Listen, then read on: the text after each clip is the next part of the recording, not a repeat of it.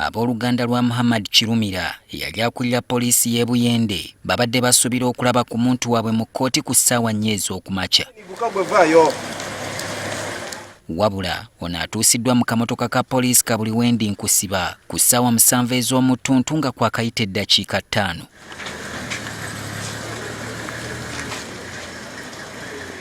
Ku mulundi guno Kirumira abadde mukkakkamu era takoze nga bw'atera okulabibwa ng'ayisa omutwe mu ddirisa okuwanda ebisongovu. Abooluganda lwe kyaddaaki kibawadde essuubi nti osanga omuntu waabwe bakuddayo naye bamuttira esseggwanga. Tusaba Mukama Katonda atuyambe amusibye mwebbeeyo bulungi. Ekyalugera tandika ekisiibo ekyaffe abakristo nyina musibire ennaku 40. Oluvannyuma lw'akaseera Kirumira ajjiddwa mu kamotoka kano okuyingizibwa akaduukulu ka kkooti era n'atusuulayo obugambo obumugumya. Oluyingidde poliisi erwanyisa obutujju ne yezza oluggi oluyingira kkooti okutukugira okwongera okukwata Kirumira. Embooge tebugumye ssentebe wa kkooti Dennis Odongpin n'ayingira era nga tannabugumya na ntebe ne Kirumira n'aleetebwa.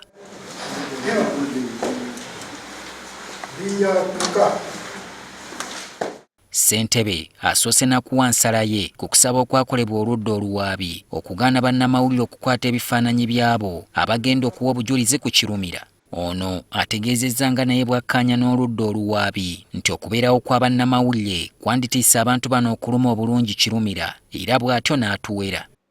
That these 3 witnesses be resummoned and they will be allowed to give their testimony in this open court, but we shall not allow, this time court will restrict those who will be in court. Ebyo nno tebibadde bikulu eri Kirumira kubanga ensonga nnamba 2 ey'okusalawo ku kweyimirirwa kwe yasaba yeebadde muli obwongo. Ssentebe asoose na kunenya Kirumira ono nga bwe yali akkiriziddwa okweyimirirwa mu kusooka kyokka n'adda mu bannamawulire okwekuutira akadingidi n'okwonoona erinnya ly'ekitongole ekimuvunaana. That he has gone to the media without authority to solicit for public sympathy and turn the public against court and the Uganda police, to appear as if he is being witch-hunted, and by his behavior he is putting the life of members of the court at risk. Amuteereddewo obukwakkulizo 5 okusobola okumukkiriza nate nga mu buno mubaddemu okwedda ku kamwa ke asuubiza okwewala okwogera eri bannamawulire okulekeraawo okutiisatiisa abamuwaako obujulizi nga bwe bizze byogerwa nti akikola okulabika nga keeri aduumira akakiiko ka poliisi akakwasisa empisa ka PSU buli lunaku olw'okukola. Ekirala ono asabiddwa okunoonyaayo omusirikale amusinga ku bitiibwa ajja amweyimirire era ssentebe n'awana ensonga. You have to get a police officer more senior in rank than you to stand as surety, because he is that officer who can compel you to appear in court, not a civilian. Kirumira mangu nnyo asaze omukulu ekirimi okumutegeeza nga ye bw'atalina gy'agenda kujja Afande amusinga mayinja kubanga n'essimu kwe yandibadde abanoonyeza ebadde mu mikono gy'abo abaamukwata. Kino kijje Kirumira mu mbeera n'ategeeza nga bw'akooye okwegayirira era n'ava ne mu kaguli bamuzzeeyo ennalufeenya mu ngeri y'okulaga nti kkooti teramuzza mazima.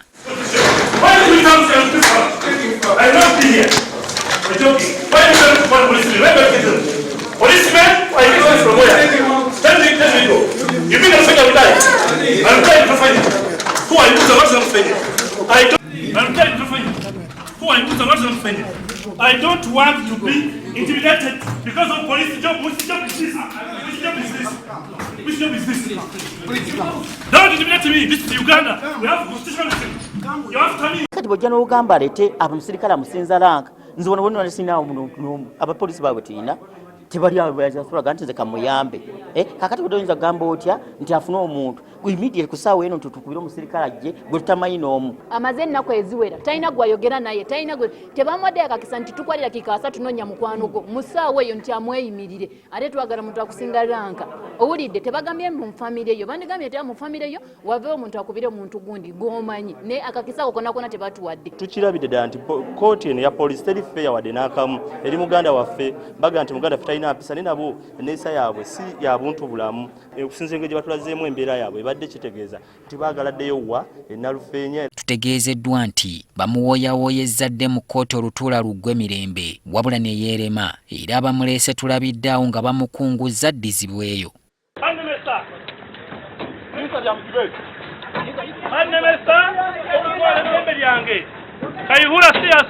I say, I'm tired of intimidation. I'm tired of your Lugunya. Banga Mananya Maslikari. Banga Kanga. Banki Satisa. Japayo Angula, Kayura Siko, and my Katonda. Who did it? Who did it? Who did it? Banki Satisa. Bangamesa. Wabula kkooti terambise lunaku kirutuufu ono lwagenda kudda ku bitebya kubanga nekyakoze kyennyini bagenda kigatta ku misango gy'abadde awoza asobole okukitegeera nti akusinga kkubya gw'okutte so nga n'empulukutu za musota zigenda na miggo. Solomon Kaweesa, NTV Akawungeezi.